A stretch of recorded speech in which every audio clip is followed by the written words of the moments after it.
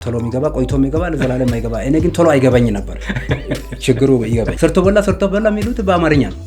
ምን ያሉ ነው ሰዎች ተሸካሚ ያሉ ነው ብሎ በወላይተኛ ይተረጉማል። ከፀጉር ለውጥ ሲባል እንዴ አልኩ ይናው ቶሎ ፀጉሬን ይቆረጣል። ፀጉር ለውጥ ሲባል ፀጉር አሳድግ እንደ ሰው ተወልጄ እንደ ሰው ሲያድግ ዶክተር አቤት ትምህርትንም እኔ ያስተምርሃለሁ ስትለው በጣም ፈነጠዘ። እግዚአብሔር ቃልም ይላል ለእናቴና ለአባቴ ታዘዝ በኋላ እንዳይመሽ ይላል። ቡና ሁሉ ታፈላለህ። እዚህ ስለደረስኩኝ በጣም አመሰግናለሁ። አንተ የተወለድክበት አካባቢ ከ6ኛ ክፍል በኋላ ትምህርት ቤት አልነበረም። እንደ ፈረንጅ ነኝ ቤት ውስጥ እኔ።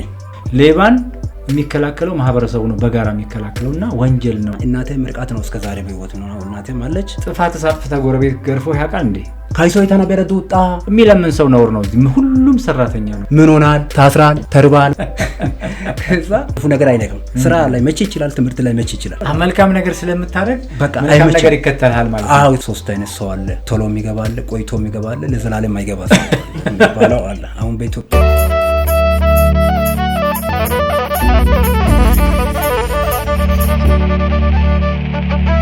ከማለዳ እስከ ምሽት ከምሽት እስከ ንጋት ሰላምና ጤና ከእናንተ ጋር ይሁን። ይህ አዲስ ምዕራፍ ፖድካስት ነው።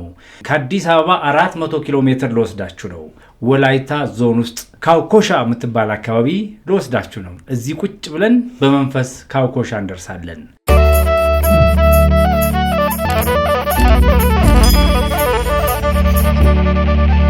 የዛሬው እንግዳዬ እጅግ በጣም አስገራሚ ታሪክ ነው ያለው። እኔ ከ3 ዓመት በፊት አውቀዋለሁ። መንገድ ላይ ነው የማውቀው። ትራፊክ ሆኖ ነው የማውቀው። እንደገና ደግሞ አለፍ ሲል ሌላም ታሪክ አለው። የዛሬው እንግዳችን አድማሱ ቡቼ ይባላል። አድማሱ ቡቼ ቅጽል ስም አለው። ዶክተር ይሉታል የአካባቢው ሰዎች። አድማሱ ቡቼ ለምን ዶክተር ተባለ? ከትራፊክ ሌላም ስራ አለው። ያን ስራ ከራሱ አንደበት ይነግረናል። በርካታ ታሪኮች ትሰማላችሁ። እንስቃለን፣ እንዝናናለን። ስለ ልጅነት፣ ስለ ስራ እንቅስቃሴው ያወራናል። ስለ ወላይታና አዲስ አበባ ቆይታው ያወራናል። አብራችሁን ከቆያችሁ እጅግ በጣም ታተርፋላችሁ። ሼር፣ ላይክ፣ ሰብስክራይብ ካረጋችሁ በርካታ ሰዎች አድማሱን እንዲያዩት ታደርጋላችሁ። አድማሱ ቡቼ ዶክተር አቤት፣ እንኳን ደህና መጣ። እንኳን ደህና ቆያችሁኝ። ስለመጣህ እጅግ በጣም ደስ ብሎኛል። አመሰግናለሁ። እኔም በሰዓቱ ነው የተገናኘ ነው። አዎ። እና ሰዓትን አክብረህ ስለመጣህ ከሰዓት ጋር ያለህ ነገር በጣም ጥብቅ እንደሆነ ይሰማኛል። ይሄን ደግሞ በስራ እንቅስቃሴ አይቻለሁ። ስለ ሰዓትን በኋላ እንነጋግራለን። ስቱዲዮአችን እንዴት አገኘው? ስቱዲዮ በጣም አሪፍ ነው። በጣም ሞቅ ደመቅ ብሎ በጣም ደስ የሚል ነው። በጣም ብዙዎቹም እያየው ነበርኩና ከዚህ በፊት እንደው መቼ ይሁን እንደዚህ አይነት ቦታ ሄጄ እንደው የሚያገኛቸው ያልኩ ነበር እና በጣም ደስ ብሎኛል። እግዚአብሔር አከብራችሁ፣ እግዚአብሔር ያብዛላችሁ። በጣም አመሰግናለሁ። ደስ ብሎኝ አግኝቻለሁ። በጣም ቃል በገባ መሰረት እዚህ ስለደረስኩኝ በጣም አመሰግናለሁ። አድማሱ እኔም ለእኔ ኩራቴ ነው። ምክንያቱም ያንተን ታሪክ መስራት፣ ያንተን ታሪክ፣ ያንተን ውጣ ውረድ በርካታ መልካም ስራዎችን እየሰራህ እንደሆነ አውቃለሁ። ብዙ ሰው ጋር ደርሶ ብዙ ሰዎች ደግሞ አንተን እንዲያገኙ እፈልጋለሁ እና በዚህ አጋጣሚ የተከበራችሁ የአዲስ ምዕራፍ ተመልካቾች አድማሱን ማግኘት ለምትፈልጉ 0925921084 ላይ ብትደውሉለት አድማሱን በቀጥታ ታገኙታላችሁ። አውሩት። ብዙ የሚነግራችሁ ነገር ይኖራል። ዶክተር አድማሱ የምን ዶክተር ነህ?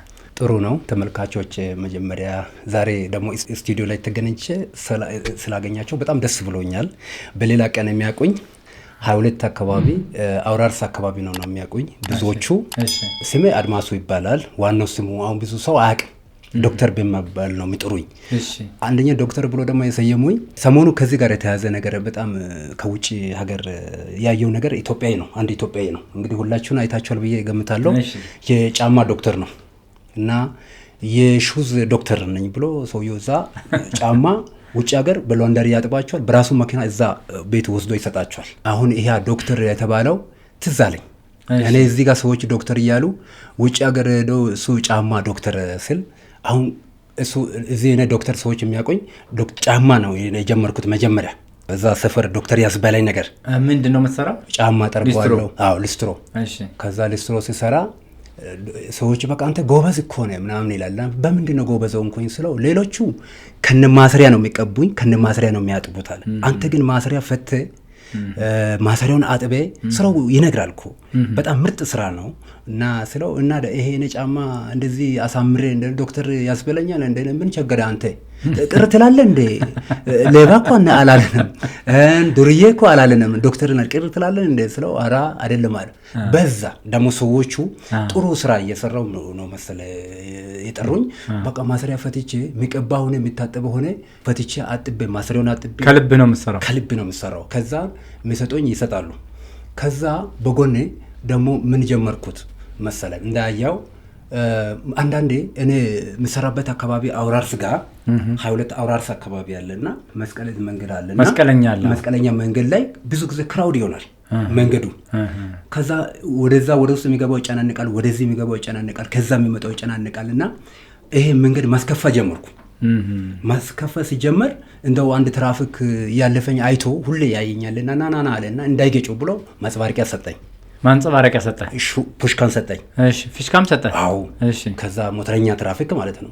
ከዛ በቃ አንተ ጎበዝ ነህ ምናምን ይልና ከዛ መጥቶ ይጠይቃቸዋል። ታክሲ ሹፌሮች ይዛ አሉ፣ ታክሲ የሚሰሩት አሉና ማን ነው ይሄ ስም ማን ነው ስለው ዶክተር ነው ይላሉ። በቃ ብዙ ሰው ዶክተር ይለኛል። ከዛ መንገድ ማስከፈ ጀመርኩኝ ሰርቪሱን ጠብቄ። በተለይ ደግሞ ቅድሚያ የሚሰጡ ሰዎች አሉ። እነማንን ነው ቅድሚያ የምትሰጠው? አምቡላንስ አለ፣ ፓትሮሎች አሉ። ብዙ ጊዜ ፓትሮሎች ነው የሚመጡት አሉና ቅድሚያ ያኛው መኪና አስቆሜ መቼም ይሄ መኪና ከፓትሮልና ከአምቡላንስ የባሰ ነገር አይደለም አንተ ይመጣ ያለው ታሙ ያዘው ሰዎች አሉ። እዛ ጋር ገብርኤል ሆስፒታል አለ። እዛ ገብርኤል ሆስፒታል ስልመጣ ብዙ ጊዜ ቅድሚያ ሰጣሉ። አምቡላንስ ደግሞ ከአዲስ ህይወት የሚወጣ መኪና አለ፣ አምቡላንስ ማለት ነው። ቅድሚያ ሰጣሉ እና በቃ እዛ አካባቢ መልካም ስራ መስራት ይደክማሉ። እስከ ታች ድረስ አዳይ አበባ ፖሊስ ጣቢያ ድረስ መንገዱ አንዳንድ ክራውድ የሚሆንበት ሰዓት ገብቼ የራሴ ስራ አስቀምጬ ሊስትሮነትን ትቼ ለብሼ ማስባሪቃውን ለብሼ ፖሽካውን ነፍቼ በቃ ሰዎች ይሄ መንገድ ማናጅመንት ነው። ግማሹ ደግሞ ትራፊክ ይለኛል፣ ግማሹ ደግሞ አብዛኛው ሰው ደግሞ ዶክተር ይላሉ። ናና ጫማዬን ጥረጋ አሁን ደግሞ ምናምን ይላል። ከዛ በኋላ ታውታው ይሄ ያስከፍት መንገድ ተጨናንቋል ምናምን እስከሚባል ድረስ መልካም ስራ በማስራት ነው ይሄ ላንተ የተሰጠ ዶክተር ተብያለሁ። በጣም ግሩም። ወደዚህ እንመለሳለን። አድማሱ ቡቼ ዶክተር እያለ ነው የምንቀጥለው። እንግዲህ የተሰጠህ ማህበረሰቡ የአካባቢው ሰው የሰጠ ስም ነው። ይሄን ስም ደግሞ የሰጡህ በምትሰራቸው መልካም ስራ ወሳኝ ስለሆንክ ልክ እንደ ዶክተር ቀደህ ስለምትጠግን ወይ ደግሞ የተቀደደውን ስለምትሰፋ ወይ ደግሞ ችግር የተባለውን ነገር መፍትሄ ስለምታመጣ ይመስለኛል ዶክተር ያልሁና ወላይታ ውሰደንና ካኩሻ የሚባለው ቦታ ላይ ነው የተወልደ ያደከው። እስቲ እዛ አካባቢ የነበረው ልጅነትህ ምን ይመስል ነበረ? መቼም ልጅ ሆነህ ነብስ ካወቅክ በኋላ በርካታ ጨዋታዎች አሉ። ከጎረቤት ጋር ማደግ አለ፣ ከጎረቤት ልጆች ጋር ማደግ አለ፣ ከፍት መጠበቅ አለ፣ ለእናት ለአባት መላላክ አለ፣ ለጎረቤት መላላክ አለ። እስቲ እንደው የነበረህን እድገት ንገረኝ እስቲ። አካባቢው ምን ይመስላል? ጫካ ነው ወይ? ወንዝ አለ ወይ? ተራራ አለ ወይ? እሱን ሁሉ በደንብ አስቀኘኝ እስቲ። በጣም ደስ ይላል። ተወልጄ ያደግኩት በወላይታ ዞን ከኮይሻ ይባላል። አሁን አዲሱ ወረዳ ሆኗል። አዲሱ ወረዳ ነው። አዲሱ ወረዳ ከመሆኑ ቤት ገሱባ ይባላል። ኦፋ ወረዳ የሚባል አካባቢ እንደ ሰው ተወልጄ እንደ ሰው ሲያድግ ለአባትና ለእናት በጣም ታዛዥ ነበርኩኝ እና ትምህርቱም እዛ ከ1 እስከ 7 እዛ ነው የተማርኩት እና እንዳልከው ተራራማ ነው ቦታው እና ያንን ተራራማ ቦታ የ3 ሰዓት መንገድ ሄደ ነው ትልቁ ገበያ የምናገኘው። ገሱባ የሚባል አካባቢ ነው። ወላይታ ውስጥ ገሱባ ይባላል፣ ኦፋ ገሱባ ይባላል። ወረዳሙ እሱ ነው። መጀመሪያ ይሄ ከኮይሻ ሳይባል ወረዳ ብሎ አካባቢ ሳይመሰረት በፊት የ3 ሰዓት የ2 ሰዓት መንገድ ነበረ። ከዛ ያ ገሱባ የሚባለው ሀገር ላይ ስንመጣ ለአባት ለቤተሰብ ሱቅ ሲልኩ ሄዳለሁ ገበያ ላይ ገዝተና ተብዬ በጭንቅላት የምንሸከመን ነው ያን የምንወስደው። መኪና አይገባም፣ ሞተር አይገባም፣ ገጠር ውስጥ ነው እና ያን መንገድ በደንብ አልተሰራም ነበር። እኔ ኤሌመንታሪ ስማር ትምህርት ቤት ማለት ነው። ከዛ መንገዱ እስከምሰራ ድረስ ያ መንገድ ጭቃማ ሲሆን ሰዓት በጣም አስቸጋሪ ነው። ዝናብ ሲዘንብ ቀን ሙሉ እዚህ የዘነበ ሌሊት በሙሉ የሚዘነበበት ሰዓት አለ። ከዛ ስልኩ እሺ ብዬ ይታዘዛለሁ፣ ለጎረቤት ይታዘዛለሁ፣ ለቤተሰብ ይታዘዛለሁ እና ከብቶችን ጠብቃለሁ። እናቴ ሲታዘዝ ቤተሰብ ውስጥ አሁን ቴክኖሎጂ ሲያመጣ ክብሪት ምናምን ብዙ ከማስፋፋቱ በፊት በጣም ቤተሰብ ጎረቤት እሳት ሄደን ለምነን ነው የምንወዘው ከጎረቤት እና ከዚህ በጣም ሩቅ ከዚህ አሁን እንዳልኩት ወደ አውራርስ አካባቢ አይነት ሄጄ ታዝዤ አመጣለሁ። ቢያንስ 30-40 ደቂቃ መንገድ ሄደ 30 መንገድ ሄጄ ማለት ነው። አንዳንድ ውሃዎች ደግሞ የሚጠጣ ውሃ ማቅረቢያ ላይ አልነበረም። ከዛ ወደ 20 ደቂቃ የሚሆንበት ቦታ ሄጄ ውሃን አመጣለሁ እና ከፍት እጠብቃለሁ። ትምህርቱን ደግሞ ከ6 በኋላ ከ7 በኋላ ትምህርት ቤት አካባቢ 8 9 10 አልነበረም። አንተ የተወለድክበት አካባቢ ከ6ኛ ክፍል በኋላ ትምህርት ቤት አልነበረም። 7 8 ያንዴ አልነበረም። እዛ ጎረቤት ጋር ስትላላክ በጣም ማትረሳው ለምሳሌ ወይ እናት አባት ሲያዙ ከብቶች በጎች ሲጠብቅ ሊሆን ይችላል፣ ጅብ የበላበት። እንደውም እናንተ ቤት ውስጥ በጎች ጅብ በልቷል ሲባል ሰምቻለሁ እና እስኪ ስለሱ ንገረኝ። አዎ ይሄኛ ቤት አሁን ብዙ በጎች ነበሩ። ለአባቴ ልጅ ሆኜ የሚያውቀው ሳርሳ በልቤ ላይ በአይዴ ላይ ያስቀመጥኩት ነገር ቢኖር ብዙ በጎች ነበሩ። ከዛ የኛ ያኔ ቆርቆሮ የሚሰራ ሰው ገና በጣም ትልቅ ቤት እንደሰራ እዚህ አሁን ከተማ ደረጃ ፎቅ እንደሰራ ነው። ባለሀብት ነው ተብሎ ይታሰባል ቆርቆሮ የሚሰራ ሰው እና እኛ ጋር ያኔ ቆርቆሮ አባቴ ሰርቶ ከጎጆ ቤት መኖሪያ ወደ ቆርቆሮ ቤት አደረገ። ከዛ ያንን ጎጆ ቤት ምን አደረገ? ኩሽና እሳት እዛ ቤት ውስጥ እንትን ቆርቆሮ ቤት ውስጥ አይሆን ብሎ ኩሽና ላይ ይሁን እሳት ብሎ ባስቀመጥበት ያኔ ቁርስ፣ ምሳ፣ እራት ሁሉ የሚሰራው ኩሽና ላይ ነው ያ ጎጆ ቤት። ከዛ በኋላ ለማደሪያ ወዴት እንገባለን? እንግዲህ ሰውና እንስሳ አንድ ቤት አያድርም። ከዛ ያንን ኩሽና ዘግተን ወደ ቤት እንገባለን። ስንገባ አንድ ሌሊት በጓሮ በኩል በኩሽናው ይሄ ጎጆ ቤቱ ጓሮ በኩል እንትን ጅብ ቆፍሮ ገብቶ እንዳለ በጎችን በል ሁሉንም በጎች ሁሉ ምንም አላስቀረም። ሰምታችሁት ነበር? አልሰማን ነበር። ጠዋት እንግዲህ በር ከፍታ ነው ያገኘችው እይቴ ማለት ነው። ታላቅ እይቴ ያለችና በሩን ከፍታ ጮኸች። ስጮህ ሁላችን ምንድን ብለን ስንገባ በቃ አንድም የቀረ የለም።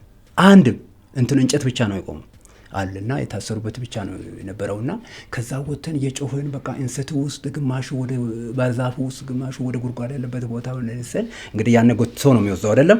ይሄንን ቦታው ተከታትለን ስንሄድ ግማሹ ጅቡ የጎተተበትን ቦታ ተከትለን ሄደን ጉድጓዱ ጋር ስንሄድ ግማሹ አስቀምጦታል በየአንድ በግ እየበላ ግማሹን ወደ ጉድጓድ ውስጥ አስገብቷል። ያችን ብቻ ከዛ በኋላ በቃ በጣም አዝነን አባቴ ሁለተኛ በቃ እኔ እዚህ ቤት ውስጥ በግ አልገዛም ስለ አራታው ግዛ አረግድ የለም እኔ እጠብቃለሁ እንደዚህ ምናምን እያለ በቃ ከዛ በኋላ ከደነገጠ በኋላ አባቴ በግ ሁለተኛ ገዝቷል ማለት አይቻልም። አላየሁትም፣ አልገዛም። ግን ከዛ በፊት እኮ በጎቻችሁ ሲወልዱ በርካታ በጎች መንታ ሲወልዱ እንደውም ለጎረቤት ሁሉ በደግነት ይሰጥ ነበር የሚል ነገር ሰምቻለሁ። እነሱ በኋላ የራሴ ቤት ስሰራው በኋላ እኔ ወስዳለሁ ምናምን ስለ ያኔ አንተ ትችላለህ ምናምን ያለ ነበርና ለከበኋላ ለጎረቤት ይሰጥ ነበር። ግን ሊሰጥ ነበር መንታ የሚወልዱት አንድ አድርጎ ለጎረቤት እየሰጠ ነበር። በክፍያ ነው። እንደውም አብዛኛው ብርም አልወሰደም። ሲሸጥ በቃ አለ አይደለም እየጠበቀበት ያንከባከበበት ሰጥቶ በቃ ያራበበት ሰጥቶ በኋላ እንትን ብሎ በቃ ከዛ ከፍት ነገር ገዛ እንጂ መልሶ በግ አልገዛም። ከፍት ገዛና አስታውሳለሁ ወተት የሚሰጥ ከፍት ገዝቶ እንትኑ ከነጥጇ ገዝቶ ወተት ይሻላል ይሄ በቃ እንትን ስለው ከዛ ያኔ አብዛኛው ከፍተን ነበር በግ ነበር በጎች ነበር። ያ ጎረቤት ያለው በጎችን ሰብስቦ ሽጦ ለልጆች ወተት ይሻላል ብሎ ለኛ ወተት ያላት ገዛ። እዛ ግን ከብቶች ከገዙ በኋላ አባትም ለእናትህ ትላላክ ነበር፣ እንጨት ትሰብር ነበረ። ውሃ የአንድ ሰዓት መንገድ ነው ይመስለኛል። የአንድ ሰዓት መንገድ አካባቢ ወይ ደግሞ 20 ደቂቃ 40 ደቂቃ ትምህርት መሰለኝ አንድ ሰዓት መንገድ እየሄዳችሁ የምትማሩት። ግን ውሃ ትቀዳ ነበር፣ እንጨት ትሰብርላት ነበር። ከዛ ውጭ ደግሞ ቡና ሁሉ ታፈላለህ። ከብቶች ላሞች ደግሞ ወተት ታልብ ነበረ በጊዜውና እስቲ ስለሱ አውጫውተኝ። እናቴ በጣም ነው የምትወደው። ከልጆች መካከል ወንድም አለ ሴትም አለ ከኔ ሌላ ማለት ነው። ግን እሷ በጣም አንዳንዴ እንደ ፈረንጅ ነኝ ቤት ውስጥ እኔ ማለት በጊዜ እነሳለሁ። በጊዜ ተነስቼ መጀመሪያ የምሰራው ነገር ቢኖር ውሃ አመጣለሁ። በጠዋት ተነስቼ ጫካ ውስጥ ሄጄ ውሃ አመጣለሁ። ያንን ውሃ አምጥቼ እንትኑ ቤቱ ውስጥ ትንሽ አካክዬ ቤቱን አሳምረ ጠርጓለሁ።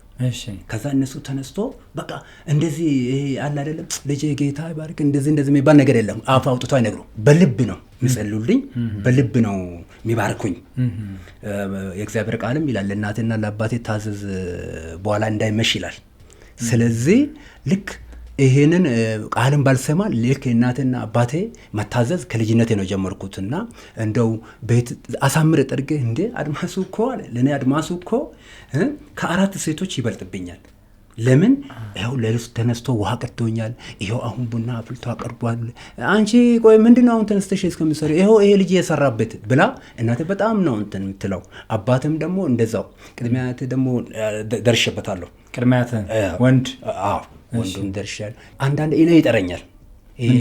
ምን ብለው ነው የሚጠሩ? ሻንቆ ብሎ ይጠራሉ። ሻንቆ ብሎ ለምንድን ነው ትምህርት ቤትና ቤተክርስቲያን የሰጠኝ ስም አድማሱ ነው።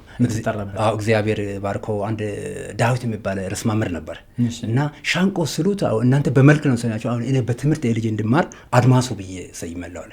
ከዛ ሁለቱም የቤተሰቡ ወስጄ የእርሱም ወስጄ ከዛ ቅድሚያት የሚጠራኝ ግን ሻንቆ እሳት አምጣልኝ፣ ሻንቆ ውሃ አምጣልኝ ይላል። በቃ ለእኔ ሻንቆ ነው ምናልል እንዴ እናቷ እዚህ ጋር ታሰራለች፣ እናንተ እንደዚህ ታሰራለች፣ እኔ ደግሞ ከፍት ይጠብቀኛል አለ። ሌላ ልጆች ከፍት አይጠብቁም እንዴ ብሎ እንደው እነሱ ሲጨቀጨቁ ድረስ እንደዚህ ውድ ሆኜ ግን በኋላ የቆየው የፈለኩት ምንድነው ትምህርት በጣም መማር ፈልግ ነበር። እኛ ጋር አሁን ብዙዎች ከነጭምር ብዙዎች ጎረቤት ልጆች አለ እና ትምህርት በጣም ነበር የምንወደው። እዛ ገጠር ከ1 እስከ 7 የተማርኩበት አካባቢ ካውኮሻ ላይ እንደዚህ አድግ ያለው። ካውኮሻ ላይ ስታድግ መቼም ከጎረቤት ጋር እንዳልከው ቅድም ገበያ ሄደህ እቃ ታመጣላችኋለህ፣ ትላላካለህ። እንደገና ደግሞ እሳትን ማምጣ ሲሉ ወደዛ ርቀት ትሄዳለህ። አንዱ ያንዱን ልጅ የመላክ አጋጣሚዎች ነበሩ። አንተ ባደክበት ጥፋት ሳጥፍተ ጎረቤት ገርፎ ያውቃል እንዴ? ጥፋት እንደው አጠፍታል ምንም የለም። እንኳን ማገረፍ አፍ አውጥቶ የሰደበኝ ሰው የለም። ለኔ እኮ ልጅ አለ ግን አንተ ልጅ አይደለም ያለኝ ሰው የለም። አሁን እንደዛ ይላሉ። አሁን አንድ አካባቢ ወጣት ሳይታዘዝ ከቀረ እንደዛ ይላሉ። እኔ እንደው ምን አርኩኝ የኔ ጓደኛ ትምህርት ቤት ጠዋት ከሄደ እኔ ከሳቱ አሉ። ያን ጠዋትና ከሳት ይባላል።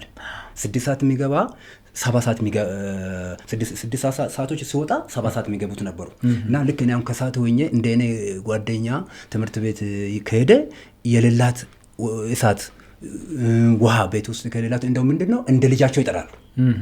ናስተ ምንድነው እናንተ ቤት ሄደ አምጣ ወንዝ ሄደ እኔ አልልም ይላሉ። ለምን ለመላክ እናቱ ስላደለም ብሎ ነው የሚያስቡት። ከዛ እሺ ከኛ ቤት ላምጣ ብዬ አውቄ ያኔ እንደው ጀርካንም ብዙ አልነበረም። የሚገርም ነገር እንደዚህ እንትሸከመው ይሄ ገንቦ ነው የሚባለው ገንቦ አይነት አለ እና እንደዛ አድርጌ ውሃ እያፈሰስ ውሃ ከላይ ሞልቶ ይፈስላል። ከዛ ከላይ የተተፈው አልፎ እስከሚወጣ ድረስ አምጥቼ ሰጥቼ እኔ ከቤት አምጣ እናንተ ቤት ካለ ብያለሁ እንጂ አንተ ከወንዝ አምጣ ወይ ምናምን ስለው ኧረ ችግር የለም ያልኩኝ።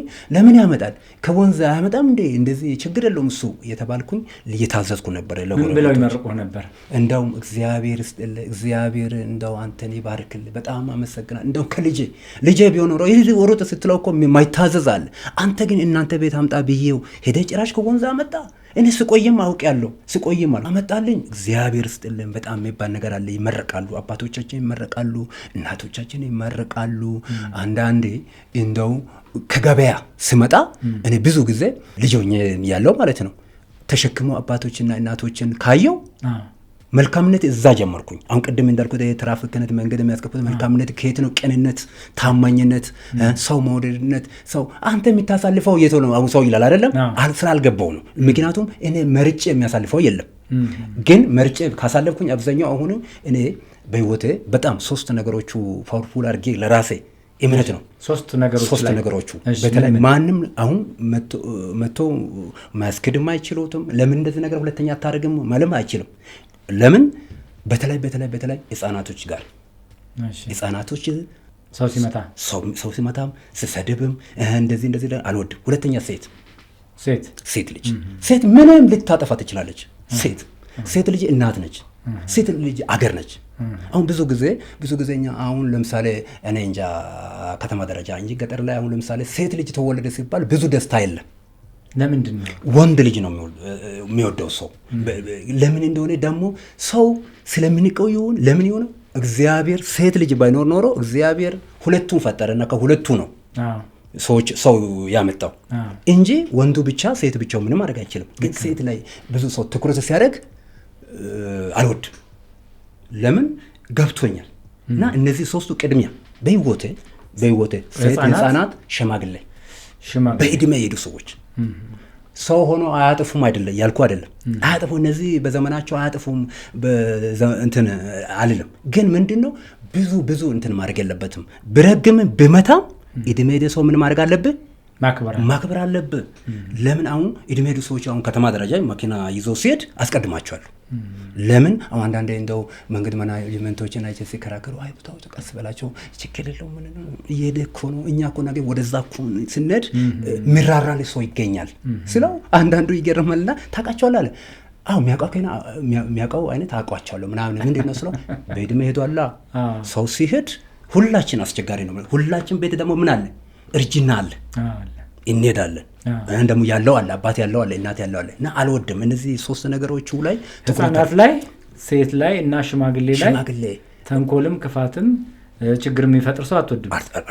ለሶስቱ ቅድሚያ ትሰጣለህ። ይሄ ከዛ ጀምሬ ነው የመጣው። ቅድም ብያለሁ አይደለም የሷ ልጅ ወንዝ ሄዱ ውሃ አላመጣም ልጅ ብሎኛል የጸባዩ እሱ አውቃለሁ ከተባለ እኔ ሄጄ ያመጣው እንዴት እንደጓዘው ይኸው አሁን ሄደ ከእናንተ ቤት ውሃ አምጣ ስለው እኮ የኛ ቤት እኮ ውሃ ጠፍቶ አይደለም ግን 20 ደቂቃ ሄደህ ከወንዝ ሄደ ቀርተህ በእንስራ ተሸክመህ ታመጣ ነበር። ይዞ ነው እንትን የሚያርቁኝ መርቁኝ አይገርምም መርቁኝ ከዛ ጭነው ይመርቁሃል። በእውነት በመጣው በጣም ማትረሳው ምርቃት እስቲ ንገረኝ። እኔ ደርሶኝ ደግሞ አይቻለሁ።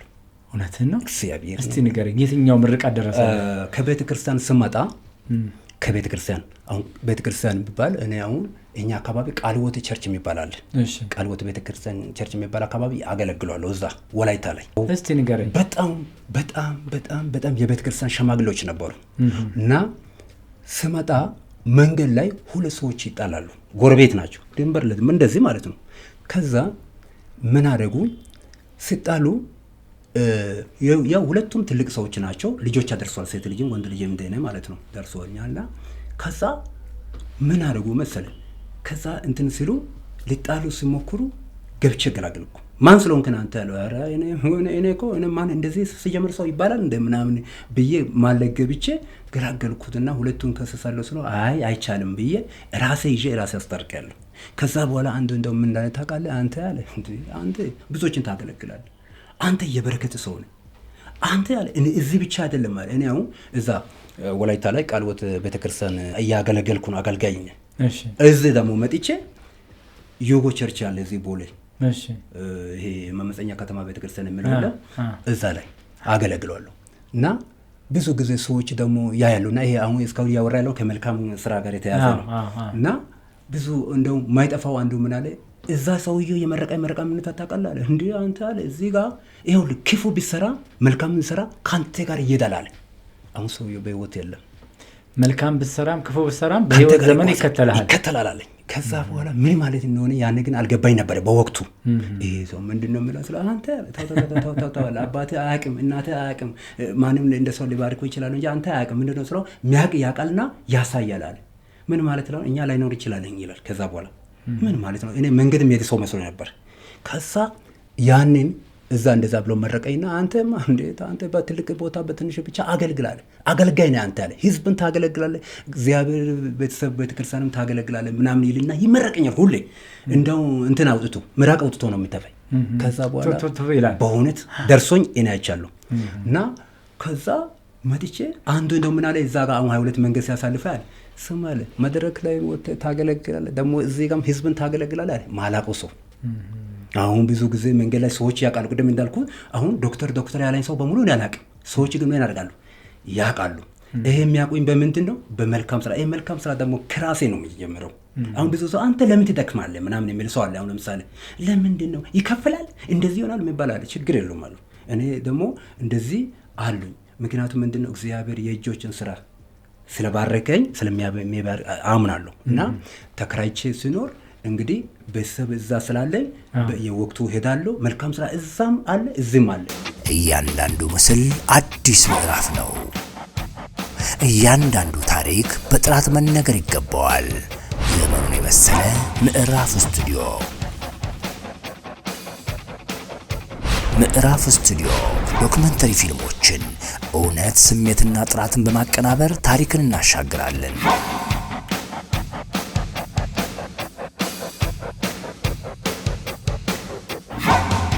ለቴሌቪዥንና ለራዲዮ ማስታወቂያ ተመልካችን የሚያስደምም ደንበኞችን የሚያሳምን ምርትና አገልግሎትን በእውቀትና በጥራት ማስታወቂያ እንሰራለን።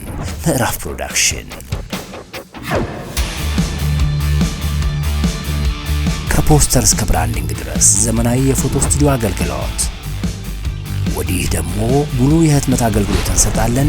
ያሻዎትን ይዘዙን፣ በአጭር ሰዓት እናደርሳለን።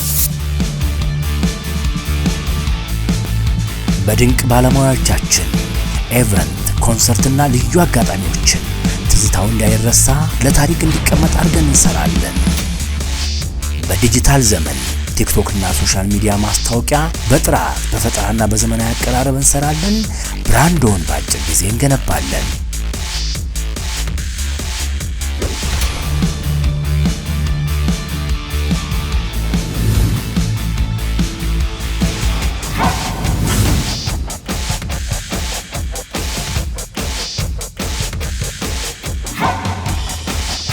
ምዕራፍ ፕሮዳክሽን በካበተ ልምዳችን ሐሳብን ወደ ምስል፣ ምስልን ወደ ታሪክ እንቀይራለን። ውድ ደንበኞቻችን አመስግነውናል በስራዎቻችን።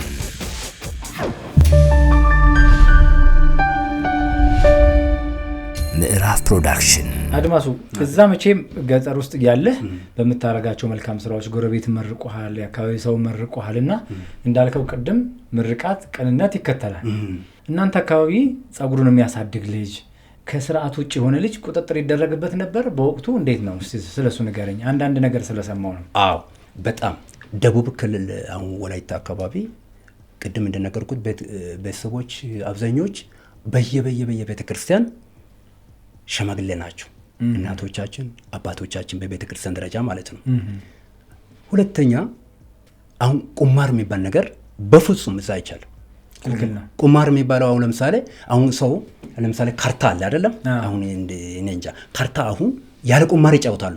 ይሄ ቁጥር በቁጥር አድርገው ይጫወታል አይደለም? ቁማር ይመስላቸዋል። አይወዱም፣ ጊዜ መስጠት አይፈልጉም። ይሄ በቁማር ቦታ። ሁለተኛ ደግሞ ይሄ እኔ አሁን አማርኛ ገባኝ። ጸጉር ለውጥ የሆነ ሰው ሲኖር ጸጉር ለውጥ ምናምን ሲባል ጸጉር ማለውጥ ማለት አሁን ለምሳሌ ጸጉር ይለወጣል እንደ ያልኩ ነበር። ደቡብ ልጅ ስለሆንኩ አማርኛ በጣም አስቸግሮኝ ነው። በጣም ደስ ይላል። እሺ ጸጉር ለውጥ ሲባል እንዴ ያልኩኝ ነው። ቶሎ ጸጉሬን ይቆረጣል። ጸጉር ለውጥ ሲባል ጸጉር አሳድጌ ሁሉ በሙሉ ዱርዬ መስሎኝ፣ ይሄ ጽም ሁሉ በበቃ አሰርገ ሁሉ ዱርዬ መስሎኝ ነበር። ከዛ በኋላ እስኪ አንተ ጸጉር ያድጋል ማስተዋት አላየም ብዙ ጊዜ። ከዛ አንተ ጸጉር ያድገኛል እስኪ ንገረኝ ምናምን ይላሉ። ከዛ በኋላ አይ አንተ አላደገም አለ። አይ ችግር የለም አንተ ትንሽ ለምን እንደም ቅርጽ ምናምን አሰረም አለ። እኔ አልፈልግም እላለሁ። ለምን ጸጉር ለውጥ የሚባል ለካ ወንጀል በጋራ እንከላከል የሚለው ማጽባረቂያው ምን ለብሰው የተደራጀበት አካባቢ እና ወንጀል በጋራ እንከላከል ብሎ አሁን አንዳንድ አካባቢ ማጽባረቂያውን ለብሰው የሚደባደቡታል። ይሄ አሁን ቆይ ማን ነው ወንጀል እንከላከል ማለት? ሌላ ሰው ነው ራሱ የተደባደበ ምናምን የሚሉ ሰው አለ። ልክ እንደዛ አሁን ወላይታ ውስጥ በፍጹም ቁማር የሚጫወተው ሰው ከሆነ አባቴ ሄዶ ለፖሊሱ ነግረው ያሳስራል። ምግብ እንዳሰጡ ይላል። እንደው ጭራሽ ከኛ ምግብ ማምጣቱ ይቅርና አለ ልጄ ይቀጣል። ሰው በጾም ያናል ቀን ይቀጣል። እሱ ግን በአንድ ቀን በሁለት ቀን ይቀጣና ይማር ምናምን ይላል። ሁለተኛ ደግሞ አለ ቆይ ለኔ እምቢ ብሎኛል፣ በሰዓቱ አልገኘም አለ። አምሽቶ ነው የሚገባው። የት እንደሚያመሽ የት እንደሚዋል አይታወቅም። ለኔ እንጨት አይፈልጠኝ ለቅሞ አያመጣኝም፣ ትምህርት አይማርም። ይሄ አሁን እኔንም አይጠቅምም። ይሄ ነገ ሰው ይሆናል። እናንተ ምን ትላላችሁ? ስለ ቆይ ማን ይልና ጽሁፍ ይዘና ከፖሊስ በፊት ታጣቂ የሚባል አለ። ታጣቂ የአካባቢ የሚጠበቀው ሚሊሻዎች ምናምን አሉና ከዛ ቀስ ብሎ ሄዱና አንተን እንፈልጋለን ብሎ ይዞ ይሄዳሉ። እና ጸጉሩ ራሳቸው እዛ ወስዱ ጸጉሩን ካሳደገ ይዞ ሄዶ እዛ ጸጉሩ ፖሊስ ጣቢያ ላይ ፖሊስ እንትን ያደርጋል፣ ይቆርጣል። ጸጉሩ ማሳደግ ማንጨባረር ክልክል ነው በፍጹም። አሁን አብዛኞቹ እዚህ ጋር መጥቶ ሲሄዱ እዚህ ነው እንጂ የሚያሳድጉት። አሁን ለምሳሌ የማይሆን መልስ ይሰጣሉ። ለፀሐይ ብዬ ይላል። አሁን ለምሳሌ አሁን ለፀሐይ ነው ጸጉሬን ያሳደግኩት ይብሎና ያሳምናሉ። ግን እዛ ሲሄድ እስቲ እናንተ ጠይቁ ምናምን ይላሉ። ያው አባቱ ወይ እናቱ ካለች እስቲ እናንተ ጠይቁ ይሄ ሰው እንደዚህ ይላል። አሁን ኳስ ብዙ ጊዜ እዚህ ሀገር አሁን ጓደኞቼ በጣም ያመሻሉ። 7-8 ሰዓት ቤት ይገባሉ አይደለም? እንኳን 7 ሰዓት እዛ 2 ሰዓት ሲሆን ቤት ያልገባ ሰው አያስገቡም። እንደዚህ አይነት አለ። እዛ ስርዓት ያለበት አካባቢ ነው የተወለድኩበት አካባቢ የሚኖርበት አካባቢ ጠቅላላ ወላይታ ውስጥ በጣም ከሱስ ጋር የተያዘው ጋር ሰው ኳስ ለማየት ሱስ ይዞኛል ብትል አያምንም፣ የለበትም። ሁለተኛ ደግሞ ይሄ ቁማር ለመጫወት የሆነ አለ አይደለም። እኔ እንኳን በልጅነት ይሄ ጆተኒ እንኳን አልጫወትኩም። ለምን ቁማር ነው ተብዬ በጣም ነበር ውስጥ ተጫውተ ይለኛል። ግን ወይ እንትና ሄዶ ከነገረስ ለአባቴ ለእናቴ ከነገረስ ቢያሳስር ቢያስመታኝ ምናምን ብዬ ፈርቼ ይሄ ጆተኒ እንኳን አልተጫወትኩም። ይሄ ማረብ ኳስ እንኳን ብዙ አልተጫወትኩም። ለምንድን ቁማር ጋር የተያዘ ነው ነገር ያለው ምናምን እስከሚባል ድረስ አብዛኛው ያደገ ነው በቤተክርስቲያን ደረጃ ስለሆነ ሁሉም ጊዝ የሚማረው በጊዝ ቤተክርስቲያን ያኛው እንደዚህ ቁርአን ያለበት ቦታ ወደ ሁሉም የሚማረው እንደ ክርስቲያን ተምሮ ነው። በኋላ ነው አንዳንዶቹ እዚህ መጥቶ በጣም የሚያስቸግሩ መጠጥ የጀመሩት። መጠጥ እንኳን እኛ ጋር ጠጥቶ መሰከር ይቅርና ቦታ ላይ የተቀመጠ ሰው ይጠየቃል። መጠጥ ቤት ከተቀመጠ ወጣት መጠጥ ቤት ሄዶ ከተቀመጠ አለቀለት። ለምንድን ነው በቃ አይቻልም። አንዳንድ ሰው ለምሳሌ የሚችል ሰው ስካር ነገር የሚያውቅ አላለ አይደል ሳይበዛ በቃ አሉ ጠጥቶ ወደ ስራ ወደሚሄድበት ቦታ የሚሄዱት ከሆነ እንጂ መጠጥ አስቀምጠ 3 ሰዓት 4 ሰዓት መቀመጥ በጣም ወንጀል ነው እንደውም ብለው የሚቆጥረው እሱ ነው። በጣም ይገርም። እኔ በአንድ ወቅት ኮንታ ዞን ሄጄ ነበርና ለስራ ልክ የሄድንበት ቦታ ላይ እቃ አስቀመጥኩ። ክፍት ነው ቤቱና እቃ አስቀምጠን ምሳ ልንበላ ልንሄድ ስንል በሩን ዝጉት አልኳቸው። ምን ፈርተህ ሌባ ፈርተህ እንዳይሆን አሉኝ። እዚህ ሀገር ሌባ የሚባል የለም፣ የኔ ቢጤም የለም፣ የሚለምኑ ሰዎች የሉም፣ ሌባም የለም አሉ። እንዴት ላይኖር ይችላል ሌባ? እንዴት የኔ ቢጤ አይኖርም? የሚለምን ሰው ነውር ነው። እዚህ ሁሉም ሰራተኛ ነው፣ ቆፍሮ የሚያድር ነው አሉኝ። እሺ ሌባስ? በአንድ ወቅት 2 ሌቦች ነበሩ። 2 ሌቦች በአጋጣሚ ሰርቀው ከዛ ቤተሰቦቻቸው ተይዘው ልጆቻቸውን አምጡ ተብለው ከተማው እዛው ያለችው የገጠር ከተማ ውስጥ ታስረው ከእናትና አባት ከጀርባ ሆነው እኔን ያየ ይቀጣ እያሉ ከተማዋን ዞሩ። ከዛ ጊዜ በኋላ ሌባ የሚባል ጭራሽ የለም። ከዛ በፊትም አልነበረም። እነሱ ናቸው የሚታወቁት። ሌባን የሚከላከለው ማህበረሰቡ ነው በጋራ የሚከላከለውና ወንጀል ነው የሚባል ነገር ሰምቻለሁና እዛ አካባቢ እንደ ባህል ነው ማለት ነው። ምክንያቱም ኮንታ ለወላይታም ቅርብ ስለሆነ በቋንቋም በመጠኑም ስለምትገናኙ ማለት ነው። ጎረቤት ናቸው። እና ሌባ ጋር የተያዘ ልክ ተመሳሳይ ነው። አሁን ኮንታ የሆነው ወላይታ ላይ አንድ ምን ሆነዋል ብሎ አባቴ ሲነግረኝ ሰማሁ። እና አሁን አንዳንዴ ይሄ የኮንታና የወላይታ የሌባ ልክ አሁን ወላይታ ላይ ያለው ምንድን ነው ኮንታ ጋር የተያዘ ነው። እና ይሄ ስራ ስር ምግብ ኩያሬም ይባላል። አሁን የሚገርም ነገር በአሁኑ ሰዓት ወደ ዳቦ ወደ ጎደሬ አይነት ሆኖ ፖምፓ ኩያሪያ ይባላል። በአማርኛ ምን እንደሆነ ብዙ ባላቅም እዛ ስላደኩ እዛ አውቀዋለሁ እኔ። እና ይሄ ስራ ስር ምግብ ነው። እንደዚህ በጣም ወፍራም ነው። እንደዚህ አይነት ይወጣል ከመሬት ይተከላል። ከዛ እሱን ሰውየው ተኝቶ ቅዳሜ ቀን ገበያ ወስዶ ሊሸጥ ነው መሰለ። ብዙ ለመቆፈር ነው የገባው። በኋላም የተገኘው ብዙ ነው ይባላል። እና ልክ ሰውየው አይተኛም፣ ገበሬ ነው። እና በተኛበት በቃ የሆነ ለሽንት አይነት አድርጎ ተነስቶ ወደ ጓሮ ይላል። ጓሮ ሲሄድ የሆነ ባትሪ ነገር አየ። የድሮ ባትሪ ታውቃለህ፣ 2 ድንጋይ የሚጎርሰው። ከዛ በኋላ በባትሪ ነው የሚቆፍረው። ያጅሬ ደግሞ ባትሪም አያውቅም፣ ምክንያቱ ገበሬ ስለሆነ ያውቃላ ውስጥ ለውስጡ ያንዳንዱ። ልክ ከዛ ይሄዳል ሲያይ አሁን እየቆፈረ ነው። ከዛ ወደ ቤት ተመልሶ ይሄ ገበሬው ማለት ነው ልጆችን ቀስቅሶ 2 3 ይዞ ነው ሌባ እንጓር ገብቷል ምናምን ብላችሁ ተዘጋጅታችሁ ነው አለ። ለምንድን ነው ጉዳት ለማድረስ ሳይሆን ገመድ ይዛችሁ ነው እና ልክ ገመዱን ይዞ ሄዱ። ልጆችም ማለት ነው ጡንቻ ያሉ ልጆች አሉ።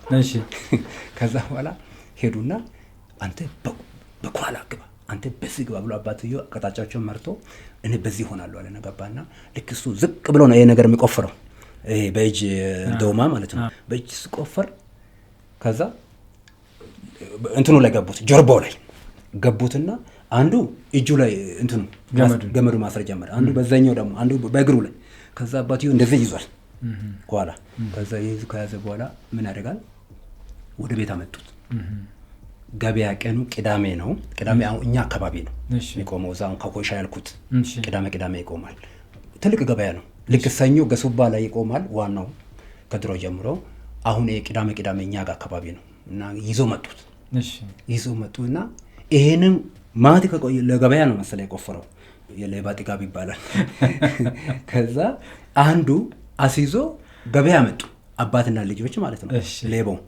ከዛ በኋላ እንደዚህ አጎረሱትና በሁለተኛ ካይሶ የተነበረዱ ጣ ከዛ ንከስ ነው። ካይሶ የተነበረዱ ጣ ምን ማለት ነው ታውቃለህ? ሌብነትን እኔን ያያችሁ ተውት ይላል። ንከስ ይላል። እሺ ይላሉ። አውጣና በልበሉ ሌባ እኔን አይታችሁ በቃ እኔን ያየ ይቀጣ ይሞት ይገል ምናምን ይላል። እስቲ በወላይተኛ በልልኝ። ካይሶ የተነበረዱ ጣ ሰአ ካይሶ የተነበረ ጡጣ ተናግሮ ሲጨርስ እየነከሰ ይዞራል። ቆይ ይሄ ምን እያለ ነው? ኩየር የሆነ ዋናው ሰው እንዲያይ ነው። ተናግሮ ከጨረሰ በኋላ ያስነክሳሉ።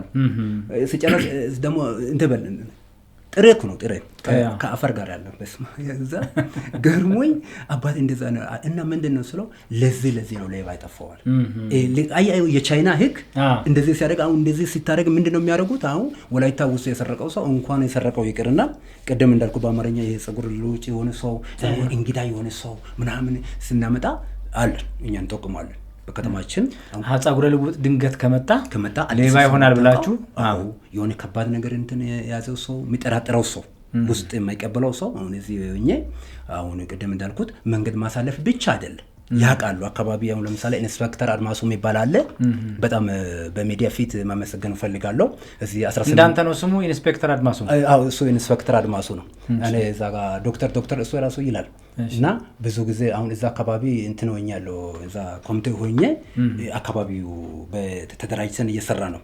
ወንጀል በጋራ እንከላከል ብለን ከነሱ ጋር አብረን ከወረዳ 4 እና ወረዳ 3 ጋር ሆነን ተቀናጅተን ምንድነው ወረዳ 4 ላይ የሆነ ያለው ወይ የኛ ወረዳ 3 ላይ ምንድነው የተሰራ ያለው ጥሩ ነገር ምንድነው ብለን እንደ አካባቢ እዛው እንትን አቀናጅተን እንደምንሰራ ሁሉ ነገር መልካም ስራውን እየሰራን የሚያስቸግር ነገር ካለ እንትን እንላለን። እንደዚህ አድርገን ሌባ ከከተማ እስከ ገጠር እንኳን እኛ ጋር አለ አይደል? አሁን አንተ ብር አውጥተህ በራስህ ብር ላይ ፀጉርን ቅባት በየቀኑ እየገዛ በራስህ ብር ላይ የተቀደደ ልብስ ለብሰ አሁን እኛ ጋር ሲሄድ እውነት እኮ ነው የምለው ይሄ ጉልበት ወንፊት ያነው ሱሪ እዚህ ነው እንጂ የሚለብሰው እዛ አይቻልም።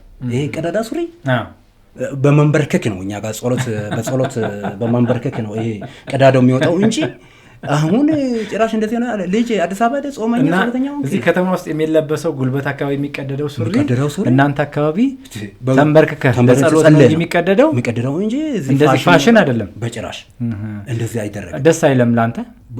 እኔ እንደውም ሄድ እላለሁ እንትን ይለኛል። በተለይ ጓደኞቼ ስለብሰው አንተ ሁለተኛ እኔ ጋር እንዳትመጣ ምናምን እላቸዋለሁ። እነሱ ደግሞ ለምንድን ነው እንደዛ የምትለው? የከተማ ፋሽን ቢሆንስ ይሄ ከተማ አካባቢ ነው። እንደ አካባቢው ተመሳሳይ አሁን ችግር የለም። እናንተ ቤት አንተ እኛ ቤት እኔ ከለበስኩ ችግር የለም። ሁለተኛ ደግሞ የለበሱ ሰዎች ደግሞ ሙዱን ፋሽኑ የሚያውቀው ነው።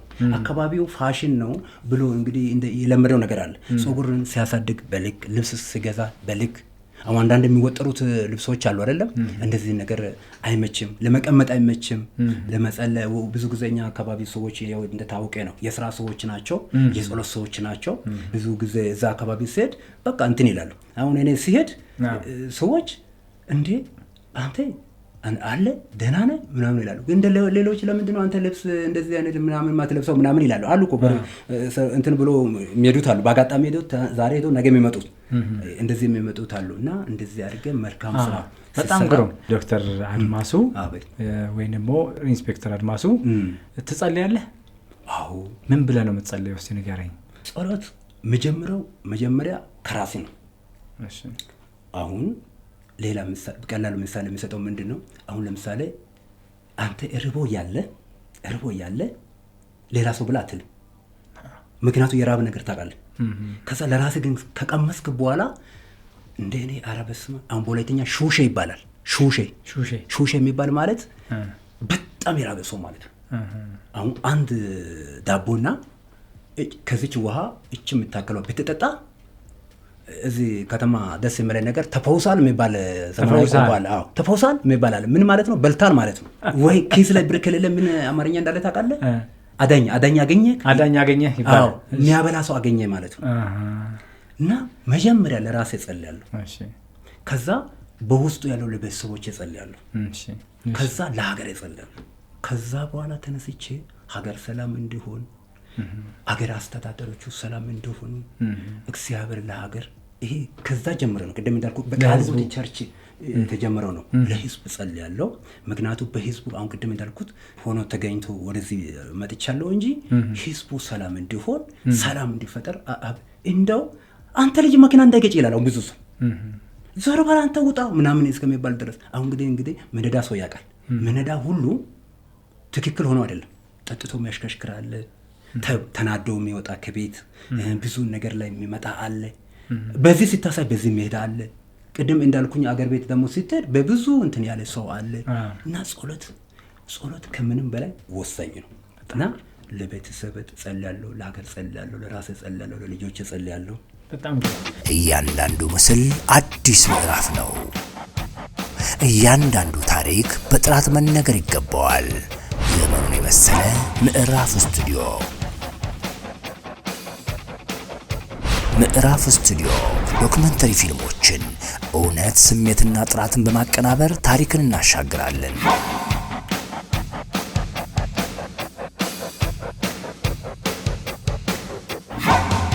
ለቴሌቪዥንና ለራዲዮ ማስታወቂያ ተመልካችን የሚያስደምም፣ ደንበኞችን የሚያሳምን ምርትና አገልግሎትን በእውቀትና በጥራት ማስታወቂያ እንሰራለን።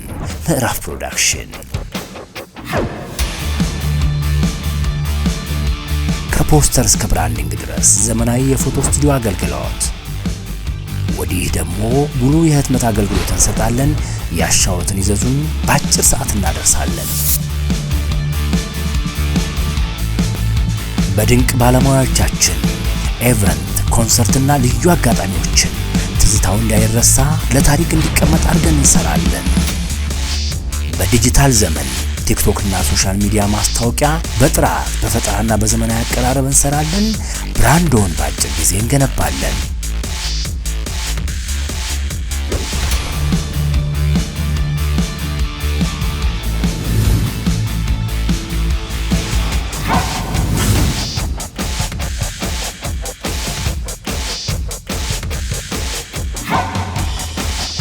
ምዕራፍ ፕሮዳክሽን በካበተ ልምዳችን ሐሳብን ወደ ምስል፣ ምስልን ወደ ታሪክ እንቀይራለን። ውድ ደንበኞቻችን አመስግነውናል በስራዎቻችን።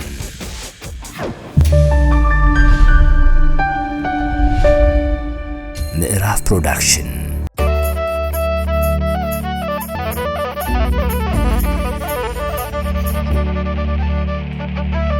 ከማለዳ እስከ ምሽት፣ ከምሽት እስከ ንጋት ሰላምና ጤና ከእናንተ ጋር ይሁን። ሰላምን የተመኘ ነው፣ ጤናን የተመኘ ነው። ሰላም ጤና ለሁላችንም፣ ለሀገራችንም፣ ለሰው ልጆች ሁሉ ይሁን። ዛሬ ቆንጆ ጊዜ እየሰጠን ያለው አድማሱ ቡቼ ይባላል። 22 አውራሪስ አካባቢ በትራፊክ ስራ ላይ የምናገኘዋለን። በሊስትሮ ስራም ተሰማርቶ እናገኘዋለን። ከወላይታ እስከ አዲስ አበባ ያለውን የህይወት ታሪኩን እያጫወተን ነው። አብራችሁን ከቆያችሁ በጣም ግሩም ጊዜ ይኖራችኋል። አንደበቱ ይጣፍጣል። የስራ ሰው ነው፣ ታታሪ ነው። እኔ ለ3 ዓመት ያህል አውቀዋለሁ። ሁልጊዜ ጧት እና 9 ሰዓት አካባቢ በስራ በጣም ሲወጣ ሲደክም ሲሮጥ ነው የማየውና ድንገት ቀልቤን ሳብ አድርጎት የዛሬ 3 ዓመት አናግሬው ነበር። ጊዜውና ሰዓቱ ፈጣሪ ፈቅዶ ዛሬ ተገናኝተናል። ከአድማሱ ጋር እንግዲህ የ3 ዓመት ትውውቅ ነው ያለን። ያኔም አናግሬ ነበር ታስታውስ ከሆነ አንድ ቀን ኢንተርቪው አደርጋለሁ ብዬ ነበር አይደል? እንግዲህ ከ3 ዓመት በኋላ እዛው ቦታ ላይ እየሰራ አገኘሁህ። እኔም ልጆቹን ትምህርት ቤት የማደርስበት መስመር ላይ ስለነበረ ዛሬ ተገናኝተን ይኸው ስላንተ እያወራን ነው። ወላይታ ካውኮሻ የነበረ የልጅነት ጊዜ በጣም የሚገርም ነው። ለእናትህ እንጨት ትለቅም ነበር፣ ቡና ታፈላ ነበር፣ ላም ደግሞ ወተት አልበህ ታጠጣ ነበረ። እንደገና ደግሞ ለጎረቤት ትላካለህ። ከ20 ደቂቃ ከ40 ደቂቃ ያላነሰ መንገድ ሄደህ ውሃ ቀርተህ ለጎረቤት አገልግሎት ታደርግ ነበር። ተመርቀሃል። ነገር ግን እስከ 6ኛ ክፍል ተማርክና አባትህ ብዙ ጊዜ በትምህርት እንድትገፋ ሳይሆን ወልደህ ከብደህ ምናልባት ማለፍ ሲል እንሰት ሰጥቶ በሽልማት መልክ እንድታድግ ነበር የሚፈልጉት የነበረው። አንተ ግን መማር ትፈልግ ስለነበረ ከጓደኞቹ ጋር ተነጋገርክና ካውኮሻን ጥለህ ከጓደኞቹ ጋር ወረቀት እንደተቀበላችሁ የትምህርት ቤት ወረቀት 6ኛ ክፍል እንደተቀበላችሁ ላጥ ብላችሁ መጥፋታችሁን ሰምቼ ነበረ። የት አካባቢ ሄዳችሁ? ከሄድክ በኋላስ ምን ገጠመ? አሁን ልክ እንዳልከው 6ኛ ክፍል እንደጨረስኩኝ አሁን አባቴ ብዙ ጊዜ ትምህርት አስተማሪ እያልኩ ነበር። እዛ ጋር ያለው አስተማረኝ እያልከው ነበር። እያስተማርኩ ስጠይቀው ብዙ ችግር የለም አንተ ብትማርም ባትማርም ሰው ትሆናለህ፣ ችግር የለም እንደ ሰው ትኖራለህ ይለኛል። ይሄ የራሱ እምነት ሆኖ ማለት ነው። አሁን እንግዲህ ወላይታ ውስጥ ብዙ እንትኖች አሉ። ይሄ አባቴ በሃይማኖትና በባህል ሆኖ ነው እንደዚህ የሚያወራው። ባህል ውስጥ ስንገባ እንግዲህ እሱ በአባቱ ታላቅ ልጅ እንደነበረ እኔም ታላቅ ልጅ ነኝ ለሱ ለቤቱ ታላቅ ልጅ ነበርኩ። ከዛ ምንድነው እኔ አጠገበት ሰርተህ ምስት አግብተህ ልጅ ወልደህ ትኖራለህ ችግር የለም ይላል። ደግሞ ይሄ በባይል ውስጥ ያለው ነው። ሃይማኖት ላይ ደግሞ ሲኖር ችግር የለም እነዚህ ሁለቱ ተጠባብቁ ትኖራለህ ብለን ስንል መማር እፈልጋለሁ ስለው አይ ትምህርትን ችግር የለም ራስም ታገኛለህ ራስህ ትማራለህ ይለኛል። ተስፋ የሚያደርገው በራሴ ላይ ነው የትምህርት ተስፋ። ያኛው ከሆነ እንደ ሰው እንደ ባህሉ እንደ ጎረቤት ትኖራለህ ይለኛል። ከዛ በቃ 6ኛ ክፍል እንደጨረሰን ያኔ በቅርቡ በመቅረቢያ የለም ይሄ 7ኛ 8ኛ 9ኛ ክፍል ምናምን የለም አካባቢ ላይ የለም። ከዛ 5 ልጆች ሆነን አንድ ቀን ከትምህርት ቤት መተን መንገድ ላይ ብዙ 3 ሰዓት 4 ሰዓት ተቀምጠን ተወያይተናል። ምን ብላችሁ ተወያያችሁ? የት ሄደን እንማር የት የሆነ ይሄንን ትምህርትን የሰራን እንደው ከተማ ደረጃ ሄደን ያስተምር ስለው እንደ አባቴ ያለ ከተማ ውስጥ ይላል ግማሹ አጎቴ ያለ ለሱ አጎት አለ ይላልኛል። ለኔ አጎት አሉ ወላይታ ሶዶ ላይ ወላይታ ሶዶ ከተማ ላይ አጎቶች አሉ የተማሩት አጎቶች አሉ 3 አጎቶች አሉ ከተማ ላይ እና እሱ አጎቶች ጋር እሱ ተስፋ አለው ይላሉ። ከዛ እኔ አሁን በፍጹም እነሱ ጋር አላረግም። ከዛ አሁን 5ታችን ታስበን ልክ ትምህርት 6ኛ ክፍል እንደዘጋል ከገጠር ወደ ከተማ ለመምጣት አስበናል። ወደ 40 ኪሎ ሜትር ይርቃል ከኮይሻ ወደ ሶዶ ወላይታ ሶዶ ለመምጣት ማለት ነው። የሚገርም ነገር የሶዶ ወላይታ የተባለው ወላይታ ትርጉም ሰጥቼ ልሄድ። ወላይታ የተባለው ወላይታ የሚባል ልክ ሌላ ምሳሌ አሁን ላምጣና አይብና ጎመን ብሎ አይብ ይሄ ነው ጎመን ይሄ ነው ብለህ ታሳያለህ አይደለ? ስለዚህ አንድ ላይ ስበላ አይብ በጎመን በልቻለሁ ትላለህ። ወላይታ ማለት አይብና ጎመን አይነት ነው። ምን ማለት ነው ብትል ጉራጌ አለ፣ ካምባታ አለ፣ ሀዲያ አለ፣ በርካታ ብሔርና ብሔረሰቦች አሉ በውስጡ። እንደውም ፈረንጅም አለ። አንዳንዴ መስቀል ይሄ ግፋታ ላይ አይተህ ትሆናለህ ብዬ አስባለሁ። ግፋታ ላይ አይቻለሁ። አሁን ፈረንጆች ብዙ ጊዜ የወላይታ ባህል ልብስ ለብሱና በእንግሊዘኛ አንተ ወላይታ ሆነ በእንግሊዘኛና በአማርኛ ሲጀምር እነሱ በወላይተኛ ይጀምራሉ። አንብበው በደንብ ወደ 30 ዓመት የኖሩት አሉ ፈረንጆች አሉ። እኔ የሚያውቃቸው እዛ ሆኜ ማለት ነው። ማለት እዛ እነዚህ እንዴት ነው ብለው ወላይተኛ ያወራሉ። ባንክ ቤት ሲሄድ በወላይተኛ ያወራሉ። ልማት ውስጥ ሲገቡ በወላይተኛ ያወራሉ። ለምንድን ነው ስለው እንደ ታንታ እንዳይስተን ተወላይታ ተዋሰና ምናምን ብሎ በወላይተኛ ማለት ነው። እኔ እኮ እችላለሁ እኔ ካንተ ጋር ወላይተኛ ነው የሚያወራው ምናምን ብሎ ነው የሚጀምረው። ምክንያቱም ወላይታ ማለት እስከ ፈረንጅ ድረስ ተቀላቅሎ የሚኖረው እንኳን አይደለም ኢትዮጵያዊ ፈረንጅም አብሮ የሚኖርበት ወላይታ ጠበቃ አያደርግም። ወላይታ ነው። ወላይታ ምን ማለት ነው? የተቀላቀለ ማለት ነው ከተለያዩ ሀገር ጋር። አሁን ለምሳሌ አሜሪካ ብትሄድ አሜሪካ ውስጥ የአሜሪካዊ ሰው ብቻ አይደለም የሚኖረው ከተለያዩ ሀገር የመጡት አሉ። አዲስ አበባ አሁን ልክ እንደ አዲስ አበባ ማለት ነው። አዲስ አበባ አሁን ብዙ ሰው አለ። ልክ እንደዛ ወላይታ ውስጥም ብዙ ሰው አለ። ወላይታ የተቀላቀለ የተለያየ ህዝብ የሚኖርበት የሚል ትርጉም ነው ያለው። አዎ ወላይታ ማለት ነው። ሄዶ ትርጉሙ እንደዛ ነው። አንተ አጣርተህ ነው? አዎ ሰዎችን ጠይቄ ወላይታ ከተባለ ምን ማለት ነው ስለ አንተ ቆይ አሁን ለምሳሌ ወላይታ ማለት ምን ማለት ነው? ወላይታ ሲባል አሁን ለምሳሌ ሰው ከሰው ጋር ለማብላትም ወላይታ ይላል አይደል? ተቀላቀል ነው። ሂድ ተቀላቀል የማይበላ የሚበላው ጋር ተቀላቀል ነው አይደለም? ልክ ተቀላቀለ የሚኖር ማለት ነው ወላይታ ማለት ነው። እንደዛ ብሎኝ ወለማ የሚባል እዛ አለ ትምህርት ቤት ወለማ። አዎ እዛ ውስጥ አንድ አስተማሪ ነው የነገረኝ። በጣም ግሩም። እዛ አግኝቼ ጠይቄ ማለት ወልማ ማለት ወላይታ ልማት ማህበር እዛ ውስጥ የሚያስተምረው እንዳለና ነገረኝ። እና እስከዛሬ በቃ እሱን ሰባርጌ ተገርሜ በቃ እዛ መኖር ጀመርኩ። እሺ። እና ከገጠር ወደ ሶዶ ገባችሁ? ወደ ዋና ከተማ ሶዶ ገባን። ያን ዞን ነው የሚባለው። እና ወላይታ ሶዶ መጣና ብዙ በርካታ እንዳልኩኝ እንደ ትርጉሙ ብዙ ሰው አለ። አሁን ምን ችግር አለ መሰለ? አሁን ሰው ከወላይተኛ አልፎ የሚያወራው አማርኛ ነው። እኛ ደግሞ አማርኛ ምንም ተነስም አናቅም፣ ቁጭ በልም አናቅም፣ ብላ ጠጣ ሂድ ውጣ ግባም አላቅም። አማርኛ የሚባል በፍጹም። ከዛ እኔ እንትን መስሎኝ ነበር በቃ አለ አይደለም በቃ አላቅም ዱዳ ሆነን በአማርኛ።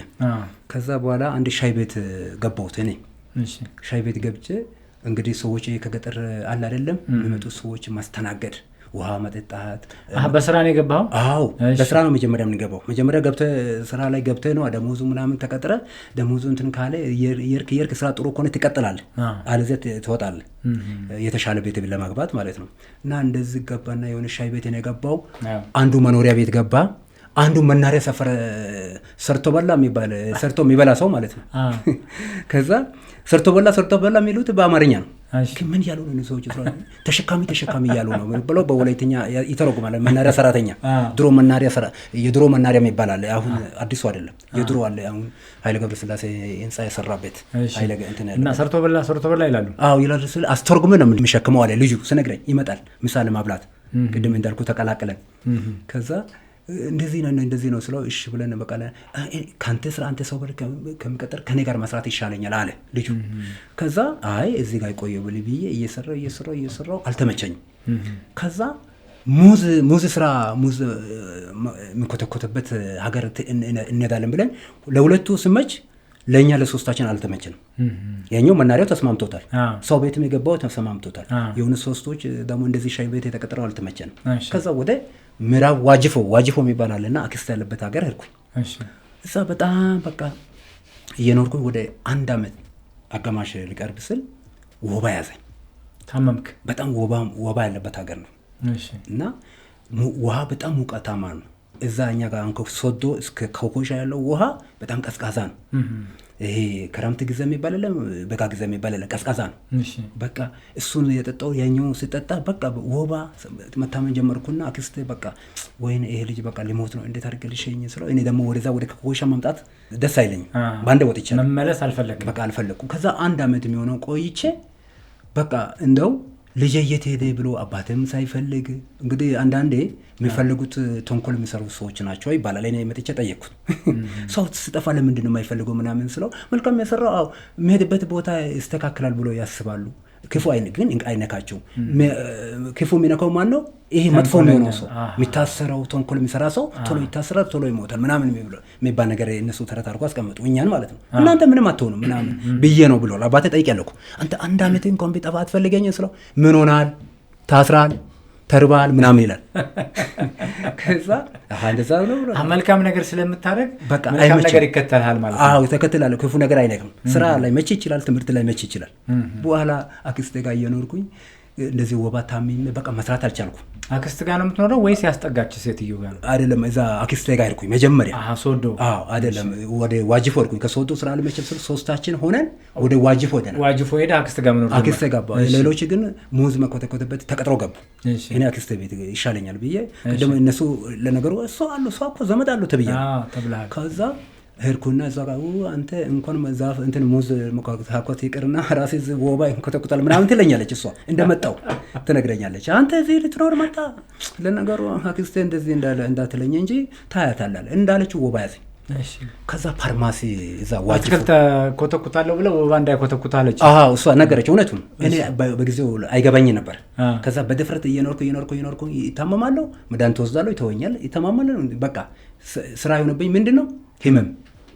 ከዛ ፋርማሲዋ ጋር ወሰደችና ይሄ ልጅ ከየት ነው መጣ ምናምን ብላ ፋርማሲ ጠየቀች። አንድ አለች ጥሩ ሰው ነችና እግዚአብሔር ባረካት፣ በጣም ትልቅ ሰው ነች፣ መሳፍንት ትባላለችና እሷ ጥሩ ሰው ነች። እሷ ነች እንደው ህይወት የታደገችው። እግዚአብሔር ዘመን ይስጣት። በጣም ትልቅ ሰው ነች። በጣም በአጋጣሚ አለች፣ አሁን በህይወት አለች። አዲስ አበባ ነው የምትኖረው። ስልክ ምናምን ጠፍቶብኝ ነው እንጂ በጣም ትልቅ ሰው ነች።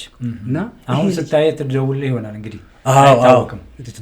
በጣም ተስፋ አድርገዋለሁ። እኔ ስልክ ጠፍቶብኝ ነው። እና ልጆቿ ደግሞ አላት። በቅርቡ እንደው ወላይታ ሶዶ እንደው የምታስታውሱ ከሆነ ፍሬው ሐውልት የተመረቀበት ፍሬው አልታይ ባለቤት ነች። ጸገረዳ አበራ ትባላለች እና የሷ ልጅ ነች። ጽዮን አበራ የምትባላለች። ፍሬው አበራ የሚባላል። ይሄ ሁሉ ፍሬው አበራ፣ ጽዮን አበራ፣ ጸገረዳ አበራ የሚባለው የሷ ልጅ ነው። የፋርማሲስት ነች እና እሷ ጋር ሁሌ ሄጄ መድኃኒት ትወስዳለሁ። አክስትም ትወስዳለች። አብዛኛው ጊዜ እሄዳለሁ፣ ብቻ ሲሄድ ግን ትመክረኛለች። ይሄ ሀገር ላንተ አይሆንም፣ እንደው እኔ አንተን ልውሰዳለች። ልጅ ስለሆንኩ የዛን ሰዓት አንተን ልውሰድና በእኔ ቤት ትማራለች። ወይኔ ያልኩኝ እኔ የሚፈልገው ምን ስለነበረ ትምህርት መማር ስለፈለኩ ነው። እሺ አሉ። እንደም ትኖራለህ ስል በቃ ኧረ እሄዳለሁ አልኩኝ። ካክስት ወጥተህ እሷ ጋር ገባ። እሷ ጋር ሄድኩኝ።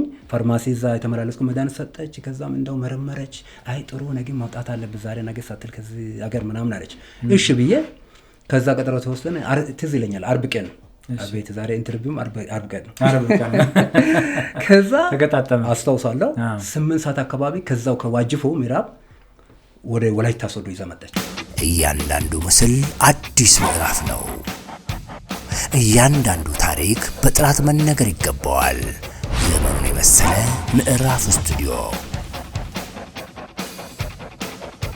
ምዕራፍ ስቱዲዮ ዶክመንተሪ ፊልሞችን እውነት፣ ስሜትና ጥራትን በማቀናበር ታሪክን እናሻግራለን።